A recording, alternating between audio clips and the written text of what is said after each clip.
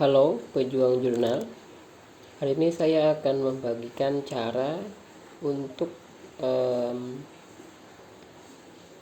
khusus untuk para editor ya, editor multidaktik.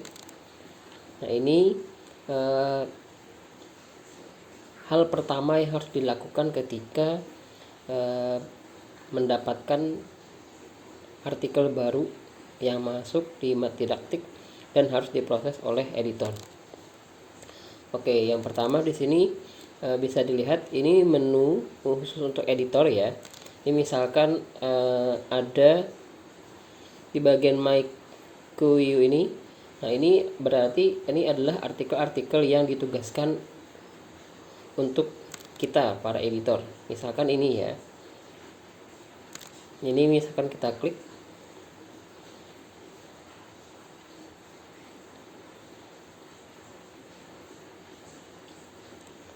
Nah, di sini ada informasi awal, jadi judul, nama penulis pertama, kedua, ini filenya. Nah, ini kan masih tahap awal ya, masih tahap submission. Nah, editor itu harus mengecek beberapa hal ya. Ini sebelum mengecek apakah sudah layak artikel yang masuk ini untuk masuk ke tahap selanjutnya, yaitu tahap review.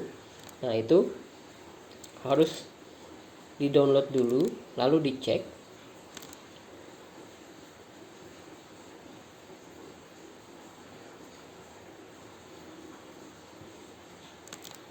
Oke. Nah, di sini bisa dilihat ya.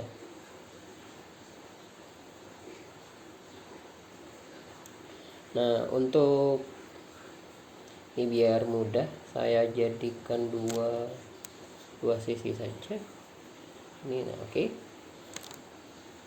Nah, yang pertama yang dilihat itu adalah apakah artikel tersebut sudah menggunakan template yang disediakan. Itu ya. Jadi editor itu bisa menambahkan diskusi di sini. Misalkan saya di sini sebagai Beni Nawatrisna dan ini harus dicentang ya, ini penulisnya.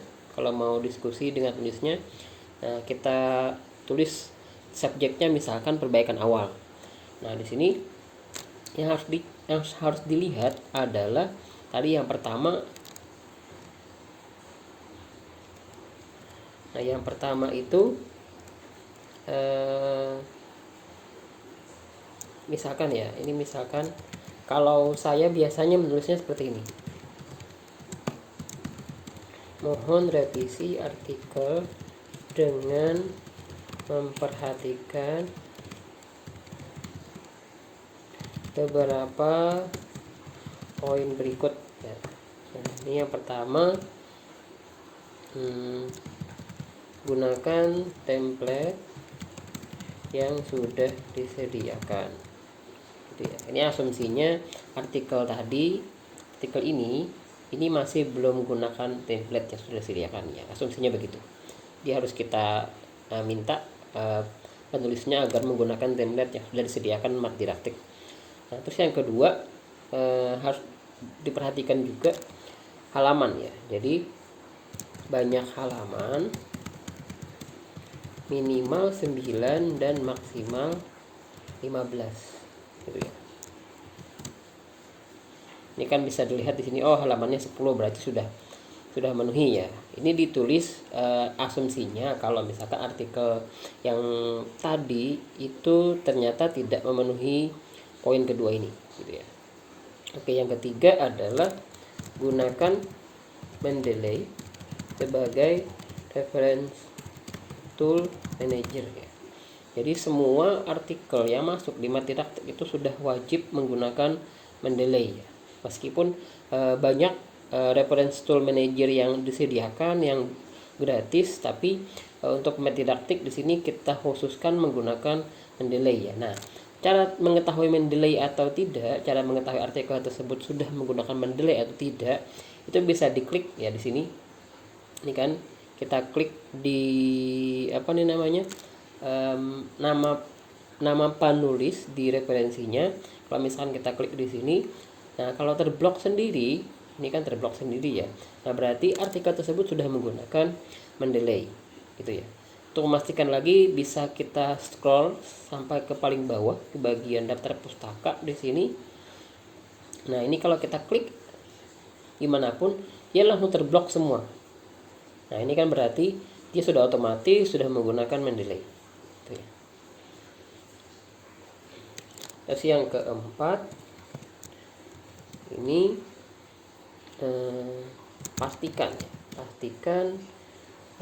daftar pustaka memuat minimal 80% artikel dari jurnal 10 tahun terakhir. Nah ini juga wajib ya, ini juga wajib. Jadi editor sebelum membawa artikel yang masuk itu ke tahap review, editor itu harus mengecek terlebih dahulu apakah daftar pustaka yang digunakan pada artikel itu sudah 80%-nya itu berupa artikel dari jurnal 10 tahun terakhir, gitu ya. Bisa dilihat misalkan terlihat lah ya, kalau misalkan dia jurnal itu formatnya pasti seperti ini.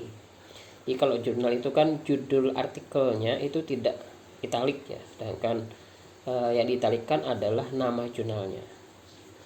Tuh, ini nama jurnal gitu kan, jelas. Jadi ini tahunnya tahun 2017 masuk gitu kan, dan seterusnya. Kita hitung manual ya. Nah oke, terus ini sudah yang terakhir itu batas waktu. Jadi editor harus meminta revisi dengan batas waktu tertentu. Nah, khusus didaktik di sini kita berikan waktu maksimal 2 minggu sejak kita minta revisi. Jadi misalkan ini sekarang tanggal 21 Oktober gitu ya. 21 Oktober. Nah, berarti kan kita minta revisi itu paling lambat sampai tanggal 4 ini, sampai tanggal 4 November ya. Nah, jadi misalkan kita tulis silakan unggah hasil revisi pada pesan ini atau pada lampiran pesan ini paling lambat 4 November 2020 atau artikel kami nyatakan ditolak gitu ya. Jadi kita tegaskan bahwa kalau misalkan ternyata revisinya belum kita terima sampai 2 minggu setelah kita minta revisi, berarti otomatis artikel tersebut ditolak gitu ya. Nah ini sudah cukup. Ini tadi kita tulis di sini asumsinya artikel ini tidak memenuhi. Jadi artikelnya misalkan tadi di awal artikelnya tidak menggunakan template, terus juga ternyata artikelnya itu kurang dari 9 atau malah lebih dari 15. Terus juga artikelnya tidak menggunakan mendelay. Terus juga di sini setelah kita hitung manual di sini, oh ternyata daftar pustaka yang berupa artikel dari jurnal 10 tahun terakhir itu belum sampai 80% gitu kan ya. Nah, maka kita masukkan. Ini fleksibel ya, mana yang belum memenuhi saja yang kita ketik di sini. Nah, dan kalimatnya bebas, terserah. Yang penting esensi dari permintaan revisinya tercapai. Gitu ya. Ini misalkan tadi asumsinya tidak memenuhi semua, maka saya ketik semua di sini lalu di Oke.